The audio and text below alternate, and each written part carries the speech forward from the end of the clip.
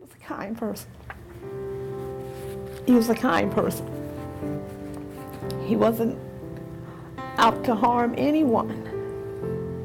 You know, anybody who knew Brian, he went by Pudgy, knew that, you know, he was a really kind person. A mother's grief still raw 4 years after her son Brian was murdered. But he speaks to Valerie now through her poetry. It's entitled, I've Gone Home, Mom. Live each day as if it's your last.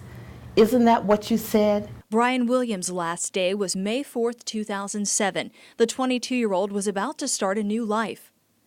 Just looking forward to getting married. His wedding was supposed to be May 20th. And it happened the day he went and got his marriage license. He and his fiancée Rachel had a daughter together, little Ayanna. His daughter talks about him all the time. She was a daddy's girl, you know.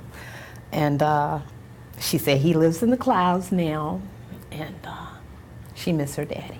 This young family was together in their home here at Stone Ridge Apartments in Portsmouth when investigators say someone burst in with a shotgun. His daughter actually ran up to him trying to help him. He pushes her away, and the daughter's mother, Rachel, grabs the daughter and goes to the back room, and then there's shots fired.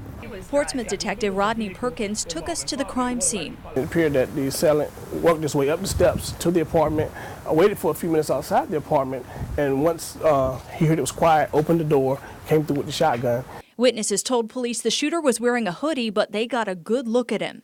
If you were to get a lead that would point you toward a particular suspect or suspects, you might be able to actually have somebody identify this guy? Absolutely, yes, we would. We have some witnesses that were in the apartment at the time. Still, so many unanswered questions like why? Why was this man described as hardworking, funny, and kind, gunned down in his living room? We don't know because nothing was ever said and nothing was taken that we know of. Investigators say Brian wasn't known for getting in trouble. In fact, he was a familiar sight around this neighborhood, trying to clean things up, mentoring young kids to keep them out of trouble. He was providing a safe haven for them, a place for them to go. Their plan that night was to sit here and play video games, and he was going to babysit.